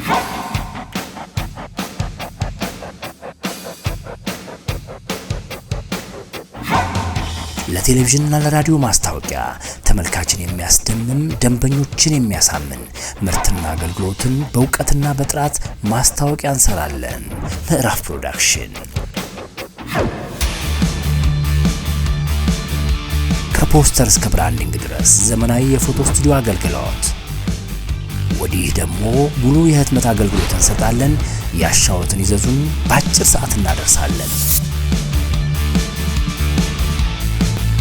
በድንቅ ባለሙያዎቻችን ኢቨንት፣ ኮንሰርትና ልዩ አጋጣሚዎችን ትዝታው እንዳይረሳ ለታሪክ እንዲቀመጥ አድርገን እንሰራለን። በዲጂታል ዘመን ቲክቶክ እና ሶሻል ሚዲያ ማስታወቂያ በጥራት በፈጠራና በዘመናዊ አቀራረብ እንሰራለን። ብራንዶን በአጭር ጊዜ እንገነባለን።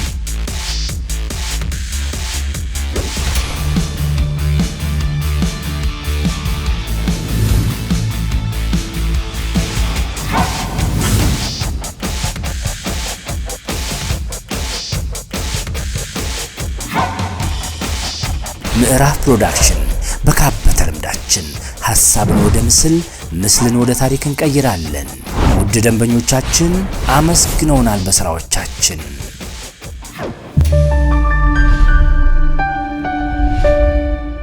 ምዕራፍ ፕሮዳክሽን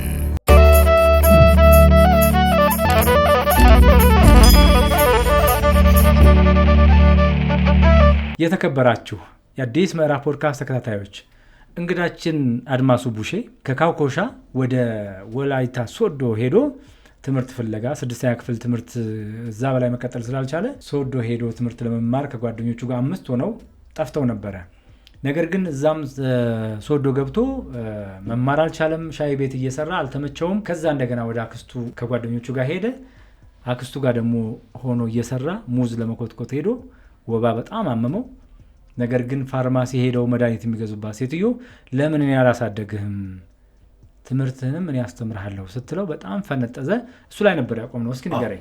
ዋጅፎ አገኘች እና ፋርማሲስቷ ከዛ ራሷ ጋር ይዛ መጣች እና መጣችና መጀመሪያ ጊዜ ልክ አሁን ወላይታ ሶዶ ስታመጣኝ እዛ መድኃኒት ሰታ በቃ ወዲያው በሽታ ምንጠፋ አወኩኝ። ልክ ሻወርም ታጠብ ብላ በባልዲ ውሃ ሰታ እዛ ገብቼ ታጠብኩት። ከዛ በቃ ሳስደርስ ወደ 7-8 ሰዓት አካባቢ ከዛው ተነስተን ወደ ወላይታ ሶዶ መጣን። ወደ እሷ ቤት ስመጣ ቤት መጣ። ቤቱን ልክ ክራይ ቤት ነበረችና እዛ የነ ካሳውን ቤት ግቢ የሚባለው አረሰው ልጆች እዛ ግቢው ራሱ ውስጥ የሚሰሩት ጥሩ ልጆች ናቸው።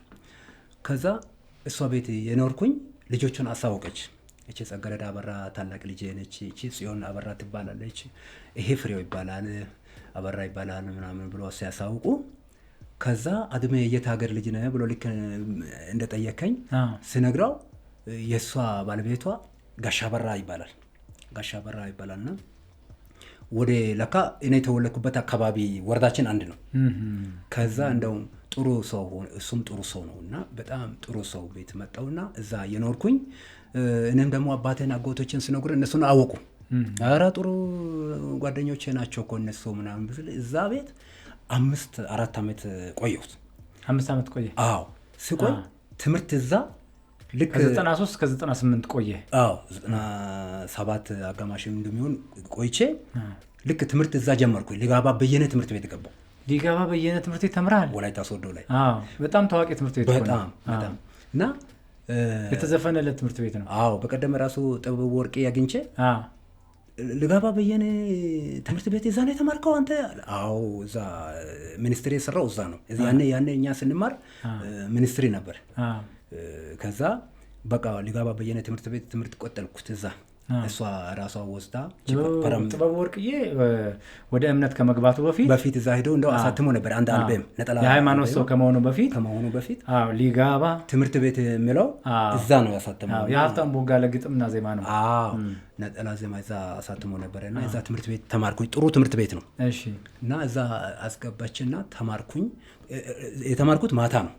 ማታ ነበረ እና አሁን እኔ የሚያሳስበኝ ምንድን ነው እንደዚህ ሆኜ ያኔ እንግዲህ 10ኛ ክፍል ነበር ማትሪክ ሴትዮዋ ጋር ሆነ ሊጋው በየነ ትምህርት ቤት ገባ። አዎ እሷ ነች ያስገባችው። ትምህርት መማር ይፈልጋል 7ኛ ክፍል። አዎ ቀን እዛው እየሰራው ማታ እየተማርኩ ነበር። ደግሞ በጣም ነገር ማይጠፋ ትዝታ ከገጠር የበለጠ ባለሙያ እዛ ቤት የተማርኩት ይሄ ምግብ የሚሰራው ጋር የተያዘ። እሺ ገጠር አሁን ለእናተ ቅድም ብያለሁ አይደለ? ወተት ሁሉ እንትን ታልባለህ። አዎ ቡና ታፈላለህ፣ እንጨት ትለቅማለህ፣ ሁሉ ነገር ሰራለሁ። እሺ ከዛ የበለጠ እሷ ቤት ደግሞ ሙያ ተማርኩ። ምን ተማርክ? ወጥ መስራት፣ እንቁላል መጥበስ፣ ቀይ ወጥ ይገርማል ሰራለሁ። ብዙ ነገር ሰራለሁ እና ሙያ በጣም ተማርኩት እዛ ቤት። እሺ በጣም እንደው በኋላ ቅድም እንዳልኩኝ ዝም ብሎ ስም አይሰየመን ተብሎ ነበርና አሁን ፓራስታሞል አንተ ጭንቅላት ሲያም ፓራስታሞል ለምን ማንበት ይችላል አይደለም? በቃ አንተ እኮ አሁን በቃ እኮ ጨርሳለህ ምናምን አለች። እና ምንድነው ገና 7 8 ስማር ፓራስታሞል የሚባል ክሎሮኪን የሚባል ካፕ ሽሮፕ የሚባል መድኃኒቶች በሙሉ አሳወቀች። መድኃኒት አይነት ሽሮፖች ሲካመመ እንደዚህ ያለ አንተ ራስህን በማርፌ ማውጋት ብቻ እኮ ነው የቀረው ሌላ ምን ቀራ ምናምን አለች። አየህ እንዴት እንደሚከተለኝ እዚህ ጋር ዶክተር ብሎ የሰጡኝ ጫማ ስጠርግ ነው ሰፈሩ ሲያስከብር ነው። ለካ እንደዚህ አይነት ለካ የለመዱኝ የት ነው? እዛ ነው። መድኃኒት አሁን ሰው ዶክተር ብቻ የሚያውቀው ይመስላችኋል፣ የተማሩ ሰዎች የሚያውቀው ብቻ ይመስላል። ግን እኔ በልጅነትም ያ ሰው ቤትም ቢሆንም እየሰራው ተምሬያለሁ። ማለት ፋርማሲስቷ አሳየች። እንዳውም እኮ የሚገርም ነገር እዛ ውስጥ ሴትዮዋ ራሱ ስሟ ፋርማሲስት ነበር ይመስልህ አይደል? አዎ ፋርማሲ ይለውለታል እዛ ዋጅፎ ላይ ፋርማሲዋ ጋር ሄድ፣ ፋርማሲዋ ቤት ሄድ፣ መርፌ ተወጋ፣ መድኃኒት ዋጥ ይላሉ እና ስሟ ፋርማሲ ነበር የሚመስልህ። በኋላ ልክ እሷ ቤት መጥቼ ትምህርትም እየቀጠልኩ እያለሁ ለካ ፋርማሲስት እሷ ነች እንጂ ስሟ አይደለም። ስሟ ፋርማሲ አይደለች፣ ስሟ መስሎ ነበር። አዎ ግን አሁን እዛ ዋንኬ ዋጅፎ የሚባል አካባቢ አክስቴ ያለችበት አካባቢ ፋርማሲዋ ነው ስሙ።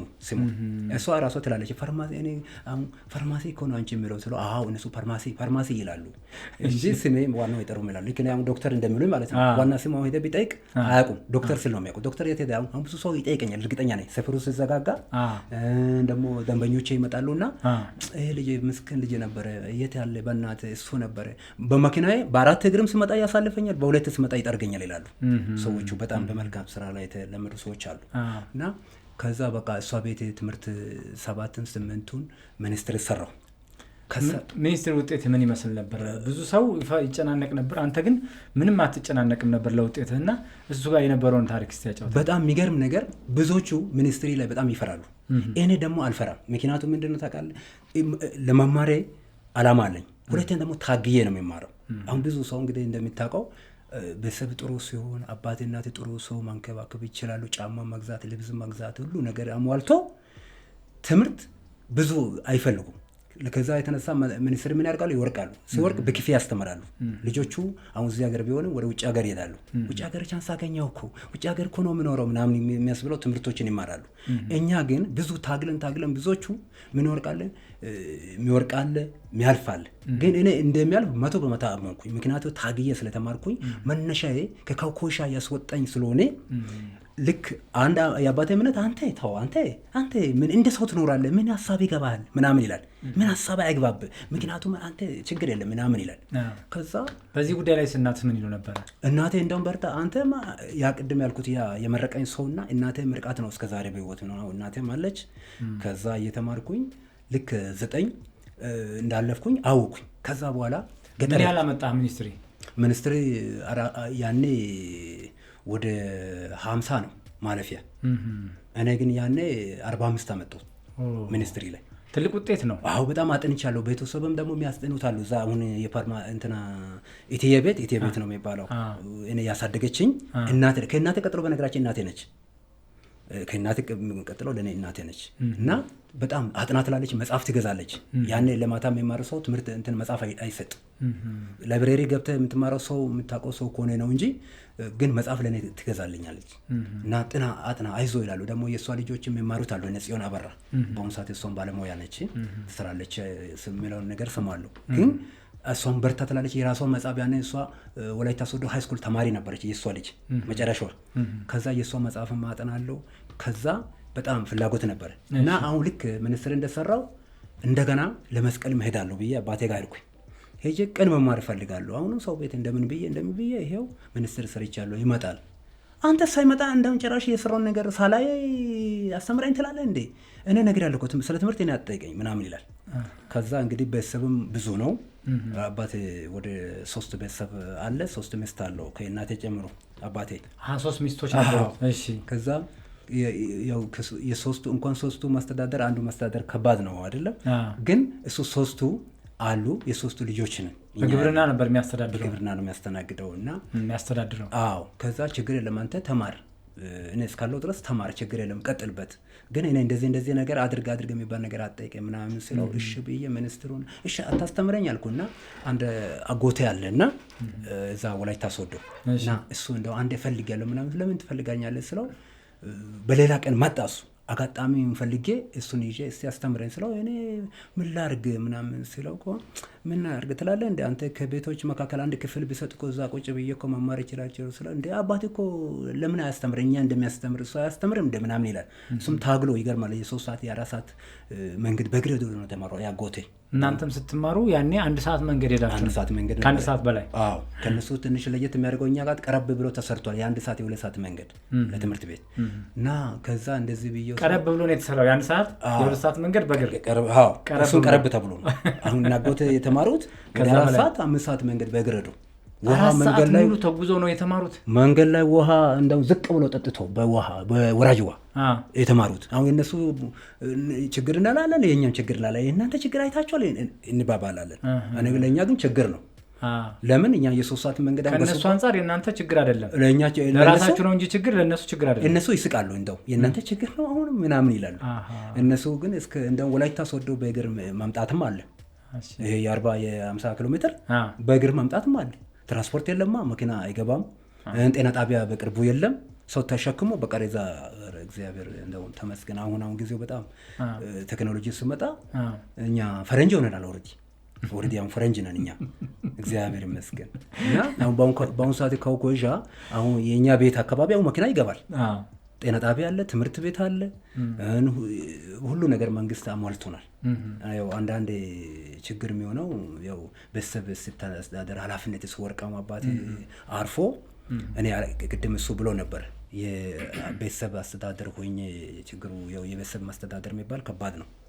ደርሶብኝ የኔና የአባቴ ቤተሰብ ማስተዳደር ታላቅ ልጅ እንደሆንኩኝ ደርሶብኝ ነው እንጂ አሁን እግዚአብሔር ይመስገን እንደዛ ሆኖ አባቴ ሲያርፉ ቤተሰቡን የማስተዳደር ኃላፊነት አንተ ጋር ወደቀ? አዎ እኔ ላይ ወደቀ። ለዛ ነው የወጣሁት እንጂ። ስንተኛ ክፍል እያለ ማለት ነው? 9ኛ ክፍል እያለ? አዎ እኔ 9ኛ ክፍል በቃ ይሄን ከጠየቀ በኋላ 9ኛው እዚህ መጥቼ ከዛ በቃ ጠይቄ ተስፋ ቆርጬ አሁን ከወላይታ ሶዶ ሊወጣ ነው። እሺ ከወላይታ ሶዶ ሊወጣ ነው። አድማሱ ቡሼ ዛሬ ለሰጠህን ጊዜ እጅግ በጣም ነው የምናመሰግነው። የተከበራችሁ የአዲስ ምዕራፍ ፖድካስት ተከታታዮቻችን ከዶክተር ሊስትሮ ትራፊክ አድማሱ ቡሼ ጋር የነበረን የመጀመሪያ ክፍል በዚሁ ይጠናቀቃል።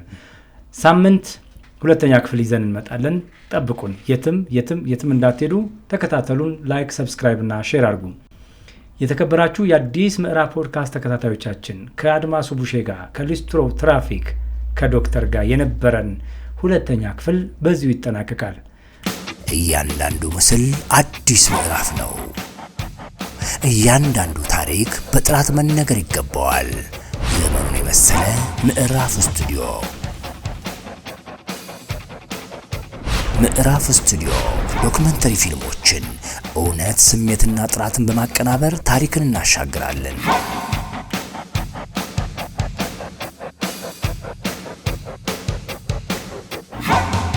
ለቴሌቪዥንና ለራዲዮ ማስታወቂያ ተመልካችን የሚያስደምም፣ ደንበኞችን የሚያሳምን ምርትና አገልግሎትን በእውቀትና በጥራት ማስታወቂያ እንሰራለን። ምዕራፍ ፕሮዳክሽን ከፖስተር እስከ ብራንዲንግ ድረስ ዘመናዊ የፎቶ ስቱዲዮ አገልግሎት። ወዲህ ደግሞ ሙሉ የህትመት አገልግሎት እንሰጣለን። ያሻዎትን ይዘዙን፣ በአጭር ሰዓት እናደርሳለን።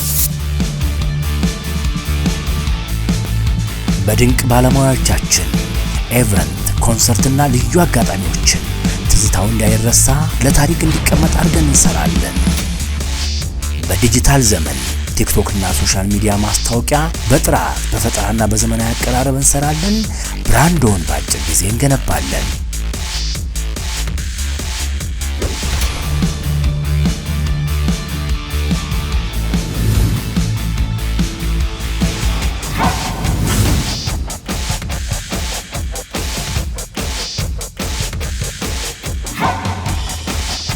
ምዕራፍ ፕሮዳክሽን በካበተ ልምዳችን ሐሳብን ወደ ምስል፣ ምስልን ወደ ታሪክ እንቀይራለን። ውድ ደንበኞቻችን አመስግነውናል በስራዎቻችን።